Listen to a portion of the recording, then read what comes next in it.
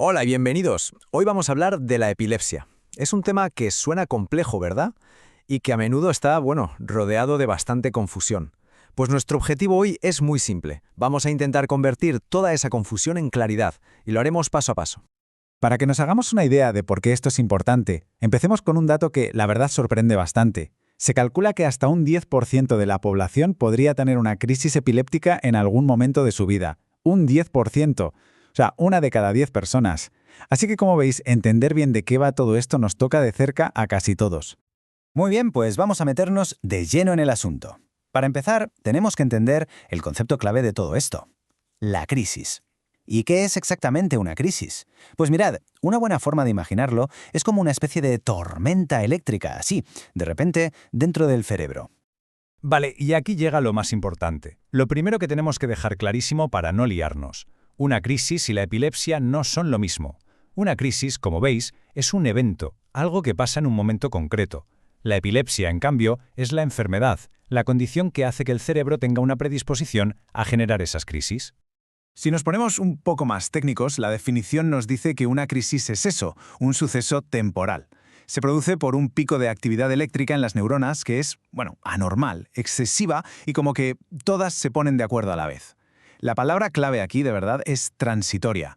Es un episodio que tiene un principio y un final claros. Ahora bien, ¿cuándo se habla de epilepsia? Pues el criterio médico es muy específico. Tiene que haber como mínimo 2 crisis no provocadas que ocurran con más de 24 horas de diferencia. Esto es lo que les dice a los médicos que no estamos ante un hecho aislado, sino que el cerebro tiene una tendencia, una predisposición a generar estas tormentas eléctricas. Entonces, imaginemos la situación. Una persona tiene una primera crisis. ¿Qué pasa después? ¿Qué se pone en marcha? Pues justo de eso vamos a hablar ahora, de cómo es ese viaje diagnóstico que empieza en ese momento.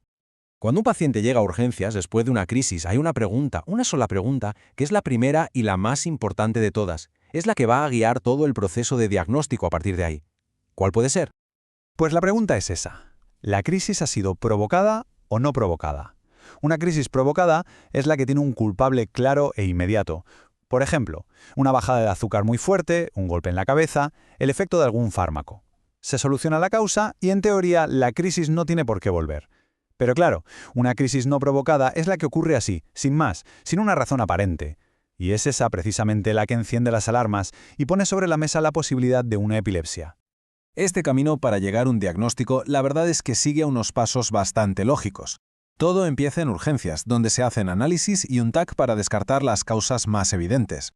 Después se pasa a la consulta con el especialista, que va a querer saber con todo lujo de detalles qué pasó, y para eso es clave hablar con los testigos. Y finalmente se pasa a las pruebas más específicas, una resonancia magnética para ver la foto del cerebro y un electroencefalograma para escuchar cómo funciona eléctricamente. Y precisamente esa última prueba, el electroencefalograma o EEG, es tan fundamental que merece que nos detengamos un momento. Pensemos en el EEG como una herramienta que nos permite literalmente escuchar las conversaciones eléctricas que están teniendo lugar en el cerebro. Aunque pueda parecer muy aparatoso, el EEG es una prueba que no duele nada y no es invasiva. Simplemente se colocan unos pequeños electrodos en el cuero cabelludo. Estos electrodos funcionan como si fueran micrófonos supersensibles que captan esas señales eléctricas, esas conversaciones entre neuronas y las dibujan en un papel o una pantalla. Pero ojo, y esto es muy importante, que un EEG salga normal no significa que se pueda descartar la epilepsia. ¿Por qué? Pues porque a lo mejor justo durante el tiempo que dura la prueba, el cerebro no muestra ninguna actividad rara. Es una foto de un momento concreto. Por eso el diagnóstico nunca se basa solo en el EEG, sino en el conjunto de toda la información. Y en esta imagen se ve perfectamente lo que se está buscando. A la izquierda vemos un trazado normal, con sus ondas rítmicas, todo en orden. Pero fijaos en la derecha. ¿Veis esas puntas? Esas ondas tan agudas y picudas. Eso es lo que los neurólogos llaman descargas epileptiformes. Son, por así decirlo, la firma eléctrica de la epilepsia. Bien, pues una vez que el diagnóstico está claro, pasamos a la siguiente fase, el tratamiento. Y aquí el objetivo es doble. No se trata solo de controlar las crisis, sino de encontrar la mejor manera de hacerlo para cada persona, de una forma totalmente personalizada.